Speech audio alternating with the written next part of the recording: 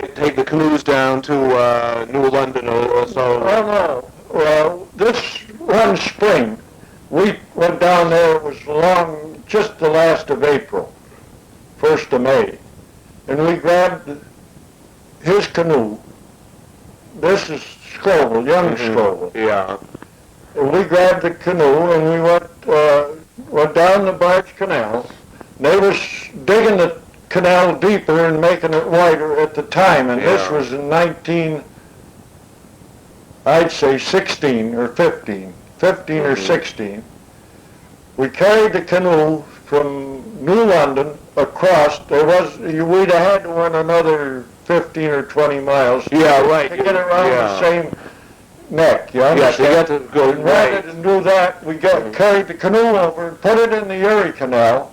And I ain't sure but what the canal was closed at the time. Or pretty near ready to close.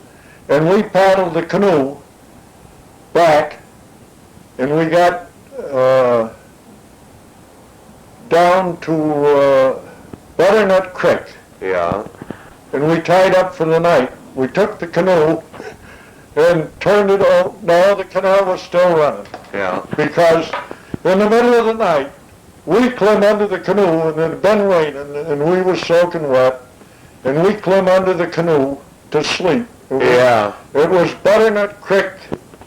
The aqueduct right there? Aqueduct right there. We turned it up against the aqueduct, and we were sound asleep, and we probably rolled in about 7 o'clock at night, just after dark. And about 1 o'clock in the morning, a canal boat, something that very seldom happened, come along, and the mules see the boat turned up there, and they commenced praying, and I bumped my head, and we pretty knocked the boat upside down, getting out from under it, John, in the confusion. And the canal boat, we got the horses or the mules quieted down, or the driver did, and he went on by. The boat kind of come up, but they stopped awful quick, you know. The next day we made it on, we went up in and stayed pretty near a week. It was coming spring then. And we stayed pretty near a week up in the feeder. Up to Orville. Oh yeah, right. Which is today called DeWitt. DeWitt, yeah. Right. Isn't that something? These boats would travel at night then, with the mules. 24 hours. They just changed drivers every now and then. That's all it was. They had, I guess, some lantern. But a racket that, and man, no matter what it was. And they come along and they see the canoe there, you know, and it scared them. Sure. And we never figured on anything coming along, and boy, when they started praying, we bumped our head on the canoe. We was underneath it, you know. Yeah. Now, I guess with this canoe, when you were youngsters, I guess you'd go through the locks, too. I mean, there was some locks. No, carried around. Oh, you carried around the locks? They wouldn't bother. Oh, if you was with if you happened to catch a canal boat. Going through, then you could go, but they would never open. We never monkeyed with the locks because we was on that 60-mile level, and we never, that's what I say, we never come down this side very much. But I can remember all of the story on the thing. About how long did it take these canal boats to be locked through? Is it a big, long process, or no. Could they do it in 5 minutes, would you say? Not that short. I'd say 15 to 20 minutes. About 15, 20.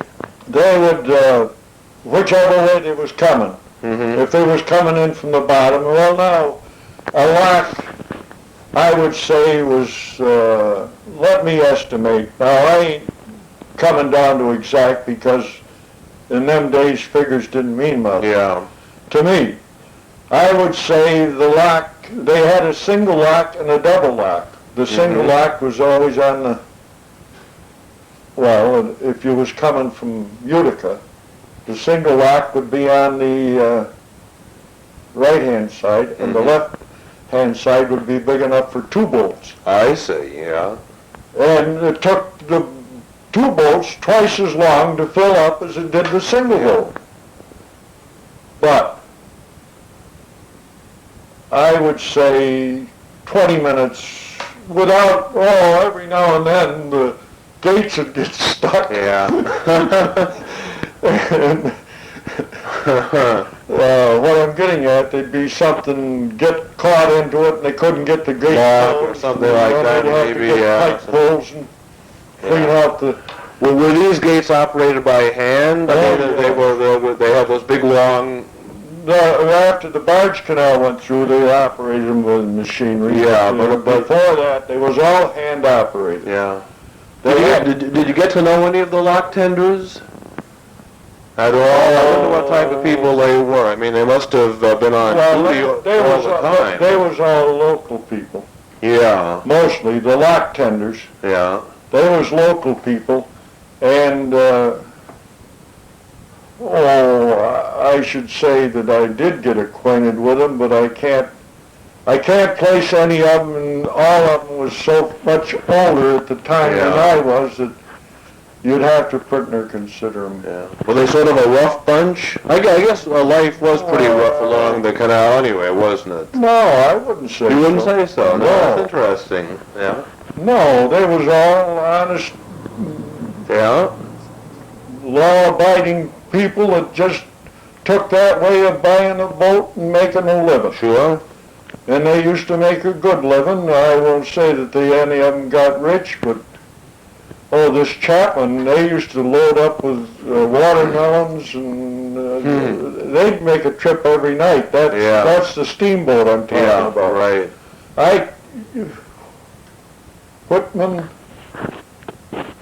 I'll have to, kind of get reminiscing onto it, and we'll get together again sometime. Sure. And I'll go on about my business and get down here and.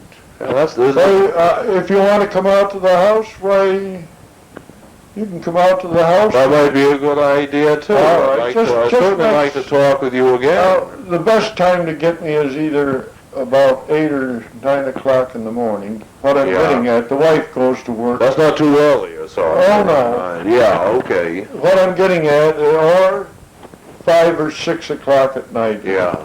I won't guarantee to be there all the time because I've been retired 7 years. You said that you brought a friend with you. Who was that? Ed Roberts. Ed Roberts. And he's how old? 93 years old. Imagine. Has he lived in Syracuse all of his life? We've been buddies since, it was quite a few years we drifted apart. But I got back, I run into him sitting over here in front of the Yates Hotel. Uh-huh.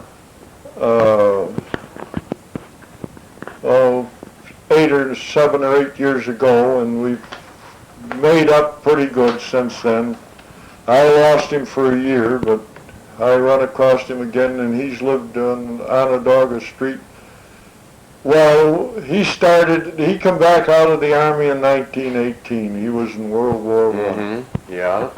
And he used to shovel the sand on the trucks. And then he got to running the steam shovel years later. And we worked for Lowry Brothers, Sand and Gravel. Yeah. And they had one of the first dump trucks in Syracuse, and I drove one of the first dump trucks that was. Well, they only had one when I went to work for them, and it was only a 2-yard box on it. And then they got 5 yards after that, and from there on. When you talk about these dump trucks, I mean, these were horse-drawn. No. Oh, this was later. Automobiles. Automobiles. Right, I see. The first one that Lowry Brothers owned was a United. Uh-huh. It was only a 2-ton job, and then they bought 3 Republics, and then they bought 2 Brockways after that. This is Lowry Brothers. This is young Tom Lowry that, his father used to have to take my place repairing truck. While I was repairing the trucks, he used to have to drive my truck on Saturdays. Where were Lowry Brothers located? Were they right on the canal? Or were they down? No. Where about? Just in. They was located on West Onondaga Street, 340 4. I think Uh-huh. now it was West on just Kentucky, before you yeah. got to Midland Avenue. The driveway, there's a garage right in front of it. The Onondaga Hospital Mm-hmm. used to be in there, and then there was a big house, and they used to store sand in the summertime when we didn't have too much to do. We'd draw sand there and dump Yeah. it, and in the wintertime, this fellow that's with me now used to shovel the sand out by hand. Yeah. Well, he's certainly seen a lot of the canal life, I guess himself, hasn't he? 93. Well, 93, yeah, and he's, later on I can have him out to the house if I knew you was coming out or something, and we could have a yeah. good old chat out there. Well, we could stop here, and would like to, if you could have Mr. Roberts out, certainly would be very nice. We'd appreciate that. Okay, Mr. Hall, thank you very much for taking the time We better hurry because